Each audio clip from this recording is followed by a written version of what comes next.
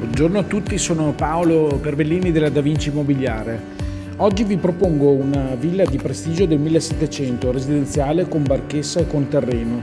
La villa si compone di una palazzina residenziale e di una parte di barchessa con corpo centrale e piscina coperta. La barchessa e la zona piscina coperta è stata oggetto di ristrutturazioni. Fanno parte della proprietà anche il fabbricato ad uso artigianale e un terreno complessivamente di 29.000 m² circa. La barchessa con la piscina coperta ha una superficie di 678 m² circa ed è stata ristrutturata attualmente libera. È dotata di una cucina fatta su misura e caratteristico caminetto a legna.